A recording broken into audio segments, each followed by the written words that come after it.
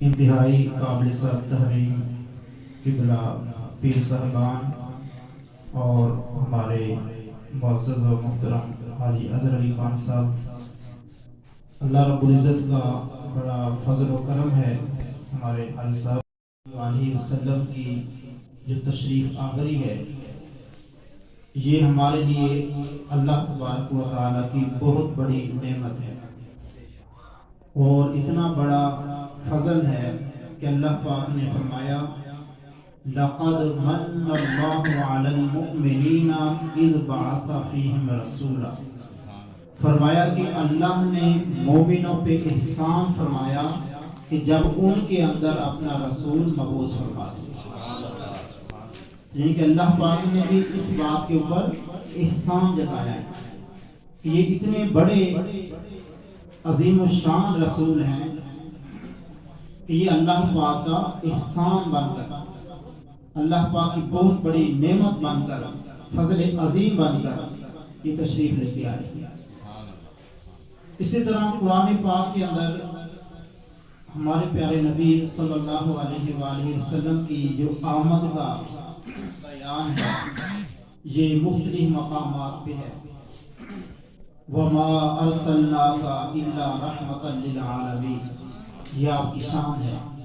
یا ایھا النبی انا ارسلناک شاہدا ومبشرا ونذیرا، اور کہیں فرمایا انا ارسلناک شاہدا ومبشرا ونذیرا لتؤمنوا باللہ ورسولہ وتعزروہ وتوقروہ وتسبحوہ بکرۃ واسیلا، اور ایک مقام پہ فرمایا کہ لقد جاءکم رسول من انفسکم، کہ تحقیق تمہارے پاس ایک مرکزی رسول، ایک عظیم رسول تشریف لے آئے جو تم ہی میں سے ہیں۔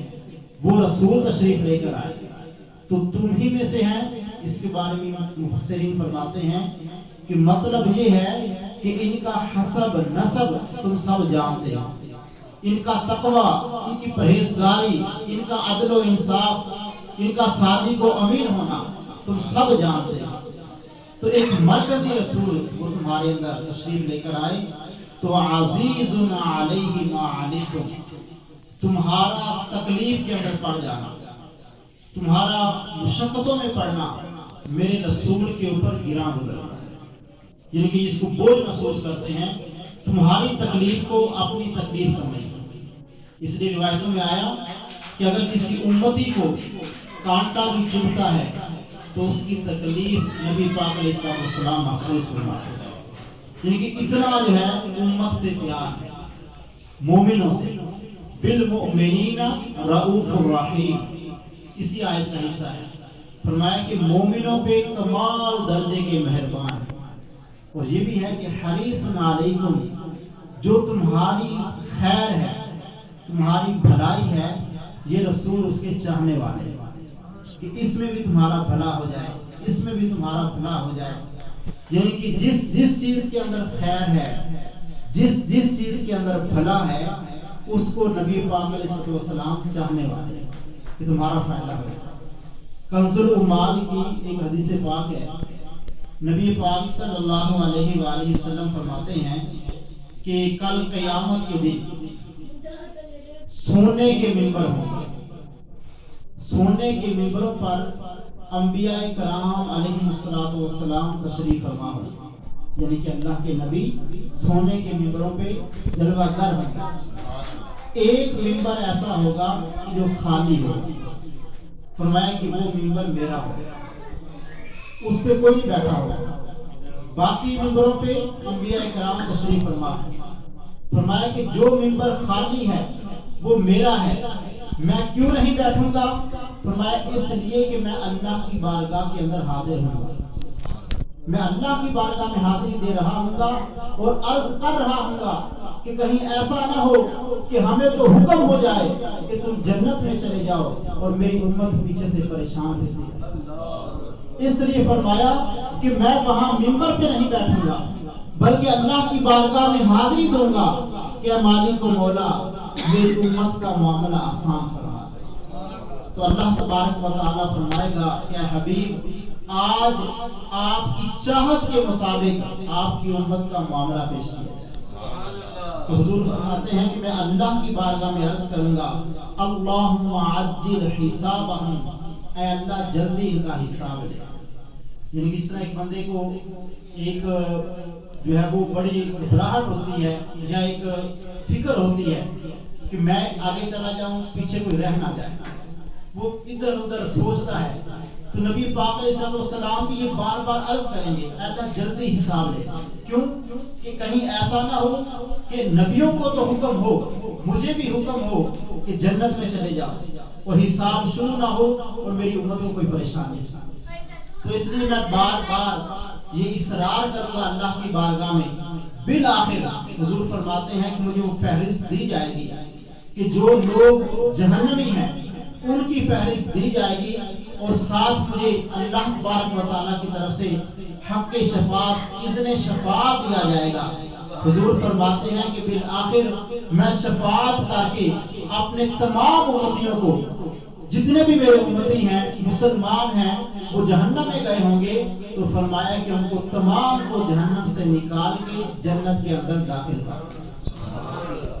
نبی پاک صلی اللہ تعالی علیہ وآلہ وسلم یہ حدیث پاک ہے کہ اس دن بھی اتنی جو ہے وہ مہربانی، کمال درجے کے مہربان ہیں کہ کل قیامت کا دن بھی نبی پاک علیہ السلام ہم سے اس انداز میں محبت فرما رہے ہیں۔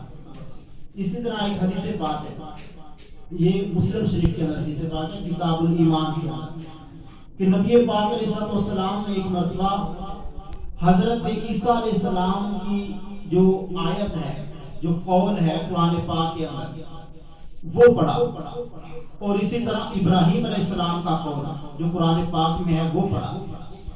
ابراہیم علیہ السلام کا قول کیا ہے کہ ربی انہن اضللن کثیرا من الناس، اے اللہ بتوں نے لوگوں کو گمراہ کر دیا، بہت سارے لوگ، فمن تبعنی فانہ منی۔ ابراہیم علیہ السلام عرض کریں گے کہ اے مالک و مولا، جو میری اتباع کرے وہ میرا ہے، جو میری اتباع کرے وہ میرا ہے، ومن عصانی، جو میری نافرمانی کرے وہ تیرا ہے، ومن عصانی فانک غفور الرحیم، جو میری نافرمانی کرے پھر تو بخشنے والا ہے۔ یہ عرض کریں گے۔ اور عیسیٰ علیہ السلام نے کیا کہا، ان تعذبہم فانہم عبادک، کہ جنہوں نے عیسیٰ علیہ السلام کو اللہ کا بیٹا کہا، عیسیٰ علیہ السلام عرض کریں گے ان تعذبہم فانہم عبادک، اگر تو چاہے تو ان کو عذاب دے، یہ تیرے بندے ہیں، یعنی کہ یہ معاملہ اللہ کے سپرد ہے، یہ تیرے بندے ہیں، چاہے تو عذاب دے۔ لیکن ان کی چاہت یہ نہیں ہوگی عیسیٰ علیہ السلام کی کہ ان کو عذاب دیا جائے، کیونکہ ہر نبی شفاعت کرے گا، لیکن انداز یہ ہے کہ اگر تو عذاب دے تو یہ تیرے بندے ہیں۔ ابراہیم علیہ السلام جو اتباع کر رہے ہیں وہ میرے ہیں، جو نافرمانی کر رہے ہیں اللہ کو بخشنے والے ہیں۔ تو نبی پاک صلی اللہ علیہ وآلہ وسلم نے جب یہ آیتیں پڑھی، ابراہیم علیہ السلام یہ فرمائیں گے، عیسیٰ علیہ السلام یہ فرمائیں گے، تو نبی کریم علیہ السلام اسی وقت رونے لگے اور آنکھوں سے آنسوؤں کا ایک سیلاب جاری ہو، اتنا روئے اور ہاتھ اٹھائے دعا کے لیے۔ بالآخر جناب جبریل امین حضور کی بارگاہ میں، اور یہ جو روایت ہے نا کتاب الایمان مسلم شریف مستند ہے، فرمایا کہ جناب جبریل امین اس وقت حضور کی بارگاہ میں آئے، یا رسول اللہ کس چیز نے آپ کو رلایا ہے، کیوں آپ رو رہے ہیں؟ تو نبی کریم علیہ السلام عرض کرتے ہیں کہ مالک و مولا، جناب جبریل امین سے یہ کہتے ہیں کہ آج مجھے اپنی امت کا غم رلا رہا ہے، میری امت مجھے یاد آ رہی ہے۔ پڑھا کس چیز کو ہے؟ عیسیٰ علیہ السلام کا قول، ابراہیم علیہ السلام کا قول، لیکن یاد کس کو کر رہے ہیں؟ اپنی امت۔ ایسا نہیں ہے کہ نیک وہ میرے ہیں، گناہ گار میرے نہیں، بلکہ ساری امت کو یاد کر کے رو رہے ہیں۔ تو جناب جبریل امین دوبارہ پھر آتے ہیں اللہ کی بارگاہ سے کہ اللہ کا یہ پیغام ہے، اللہ تبارک و تعالیٰ نے یہ بشارت عطا فرمائی ہے کہ محبوب ہم آپ کی امت کے بارے میں آپ کو ضرور راضی کریں گے، آپ کو راضی کریں گے۔ تو نبی پاک صلی اللہ تعالی علیہ وآلہ وسلم اس انداز میں اپنی امت کے بارے میں فکر مند ہے. تو قرآن کہتا ہے عزیز علیہ ما عنتم، تمہارا تکلیفوں میں پڑنا ان کے اوپر گرا ہوا ہے. بالمؤمنین رؤوف الرحیم، مومنوں پہ کمال درجے کے مہربان، انتہائی مہربان ہے. حتیٰ کہ جب نبی پاک علیہ السلام ظاہری وفات پائے تو آپ کو قبر انور کے اندر رکھا گیا. جو آخری صحابی جو حضور کی قبر انور سے باہر آئے حضرت قاسم رضی اللہ تعالیٰ عنہ، وہ کہتے ہیں کہ میں وہ آخری صحابی ہوں کہ جو حضور پاک صلی اللہ علیہ وسلم کو قبر انور میں رکھنے کے بعد جب باہر آیا تو فرمایا میں سب سے آخر میں آیا تھا. تو میں نے کیا دیکھا کہ جب نبی پاک علیہ السلام کو قبر انور کے اندر رکھا گیا ہے، صحابہ باہر آئے تو میں ابھی آنے لگ رہا تھا، کیا دیکھا کہ حضور کے لب مبارک کے اوپر حرکت جاری، حرکت فرما رہے. تو جب میں نے اپنے کانوں کو قریب کیا تو اس وقت بھی قبر انور کے اندر نبی پاک علیہ السلام اپنی امت کو یاد کر رہے تھے، اپنی امت کو یاد کر رہے تھے کہ مالک و مولا میری امت کا معاملہ آسان ہے، میری امت کی بخشش فرما، ان کے اوپر مہربان فرما.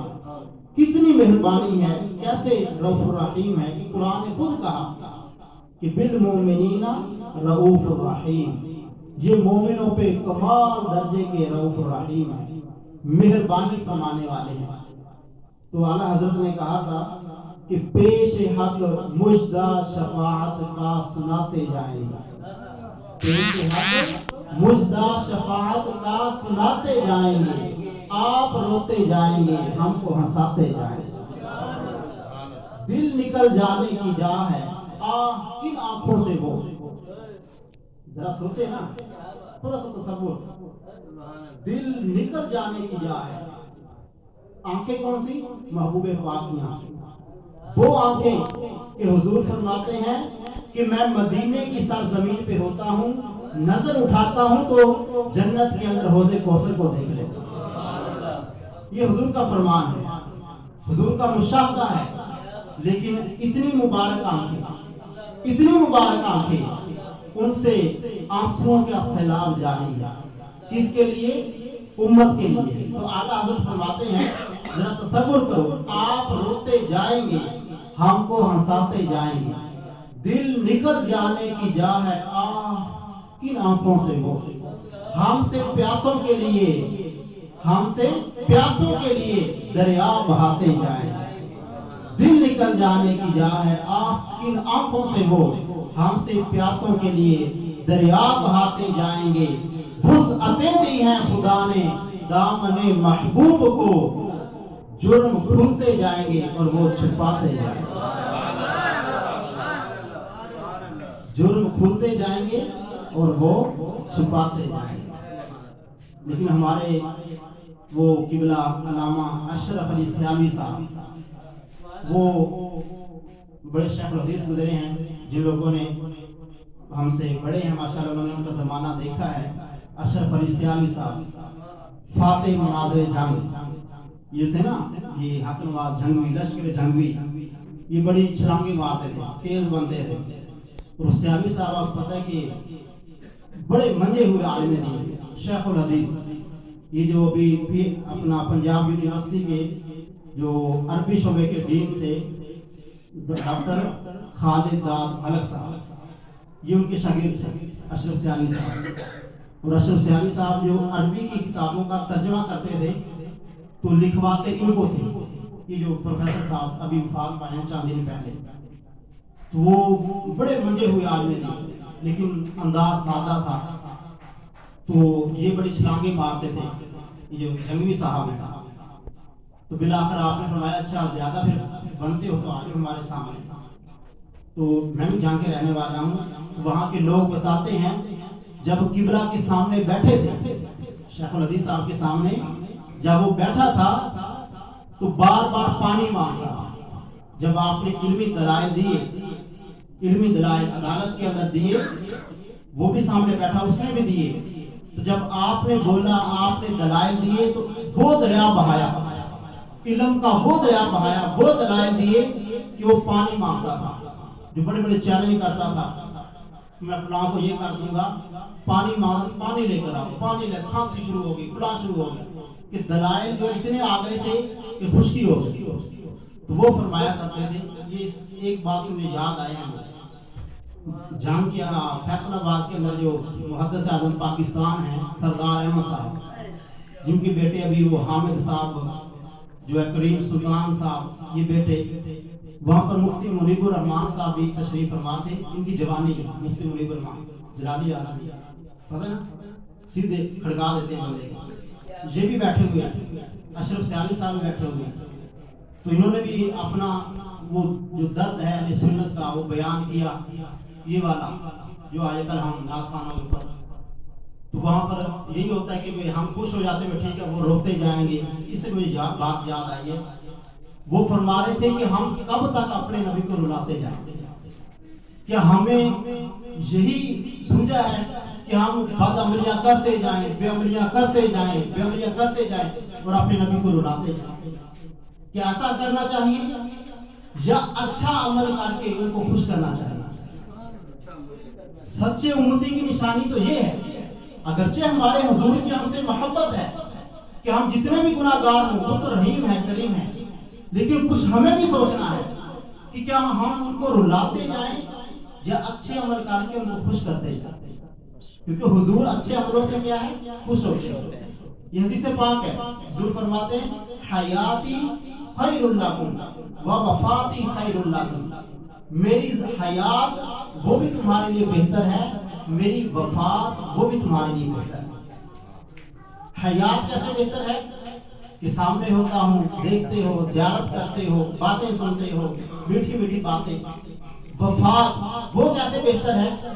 فرمایا یعرض علی اعمالکم، میری وفات ہوگی لیکن ایسا نہیں ہے کہ تم چھپ جاؤ گے، تم مجھ سے چھپ جاؤ گے، ایسا نہیں ہے، بلکہ فرمایا کہ ہر صبح ہر شام تمہارے اعمال میرے اوپر پیش کیے جائیں گے.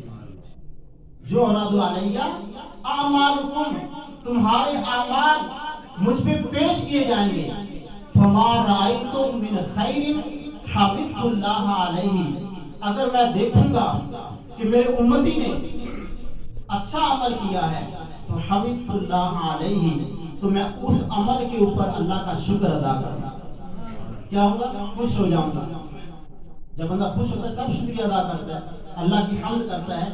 فرمایا کہ جب تمہارے عمل دیکھوں گا، اچھا عمل کیا ہے تو حمدت اللہ، اللہ کی حمد کروں گا، اللہ تیرا شکر ہے، تو نے میرے امتی کو نماز کی توفیق دی، روزے کی توفیق دی، پردے کی توفیق دی، حیا کی توفیق دی، ماں باپ کے ساتھ حسن سلوک کی توفیق دی، ہمسایوں کے ساتھ، اللہ کے بندوں کے ساتھ اچھے عمل کی، حسن سلوک کی توفیق دی. میں خوش ہوں گا. لیکن وما رأیت من شر، اگر میں دیکھوں گا کہ تم نے کوئی برائی کی ہے، وہ عمل میرے سامنے آئے گا، تو پھر بھی کیا ہوگا؟ استغفرت اللہ لکم، میں اللہ کی بارگاہ میں تمہارے لیے بخشش مانگوں گا، تمہارے لیے بخشش مانگوں گا. اللہ حضرت نے کہا تھا پہلے روزے پہ، پہلے سجدے پہ روزے ازل سے درود، پہلے سجدے پہ روزے ازل سے درود، یادگاری امت پہ لاکھوں سلام. پہلا سجدہ کیا جب کائنات میں آئے، زمین پہ تشریف لائے تو اللہ کی بارگاہ میں سجدہ کیا تو امت کو یاد کیا. تو اس لیے ہمیں دیکھیں اچھے عمل وہ بھی کرنے ہیں، اور باقی تو ماشاءاللہ الحمدللہ اللہ کا فضل ہے، ہم کرتے رہتے ہیں. تو یہ بھی انتہائی ضروری ہے. لیکن قرآن پاک کے اندر جو فرمایا گیا کہ ان الانسان لفی خسر، کہ انسان خسارے میں ہے، انسان گھاٹے میں ہے. اب کیا ہر انسان خسارے میں ہے؟ والعصر کے اندر ہے، والعصر ان الانسان لفی خسر، قسم ہے زمانے کی. کون سا زمانہ؟ زمانہ محبوب. ان الانسان لفی خسر، انسان گھاٹے میں ہے، خسارے میں ہے. ہر انسان فرمایا نہیں، الا الذین آمنوا وعملوا الصالحات، جو میرے حبیب کا غلام بن گیا، ایمان لے کر آیا، ساتھ یہ کیا وعملوا الصالحات، عمل بھی اچھا کیا، عمل بھی اچھا کیا. اور قرآن پاک میں ہے وبشر الذین آمنوا وعملوا الصالحات، خوشخبری سناؤ کس کو؟ ایمان والوں کو اور اچھے عمل کرنے والوں کو، ان کو خوشخبری سناؤ. وعد اللہ الذین آمنوا منکم وعملوا الصالحات، اللہ نے وعدہ فرمایا ہے ایمان والوں سے اور اچھے عمل کرنے والوں سے. کیا کہ لا یستخلفنہم فی الارض، تم سچے ایمان والے ہو جاؤ، اچھا عمل کرو تو پھر زمین کے اوپر حکومت تمہاری ہوگی. زمین کے اوپر حکومت تمہاری ہوگی، تم اللہ کے خلیفے بن جاؤ. تو آج دیکھ لیں کہ جن کے اندر پختہ ایمان، پختہ عشق رسول رچا بسا، تو آج دیکھ لیں بڑے بڑے ان سے کانپتے ہیں، ٹیک دیتے ہیں گھٹنے، جھک جاتے ہیں. کیوں؟ حالانکہ ان کو بھی پتہ یار ہمارے بچے ہیں، ہمارا گھرانہ ہے، ہماری بھی کوئی عزت ہے. وہ کہتے ہیں کہ حضور کی عزت کے اوپر ہماری عزت ہے قربان. وہ ہمارے بھائی پاٹے ہیں نا یہاں پر بیٹھے ہوئے، کہ اگر ان کی عزت نہیں تو ہم اپنی عزت کا کیا کریں. تو جن کے اندر دل کے اندر یہ ایمان آیا، پختہ ایمان، وہ کامیابی ہے، کہ پھر اس کے بعد جو ہے کچھ نہیں. تو اس لیے ہم نے ہر لحاظ سے جو ہے اپنا وہ کرنا ہے، خیال رکھنا ہے. تو حضور کا عشق بھی ہو، حضور کی محفلیں بھی ہوں، اور ساتھ اچھا عمل بھی ہم کریں. الحمدللہ کرتے ہیں. تو اللہ پاک سب کو کامیابی عطا فرمائے.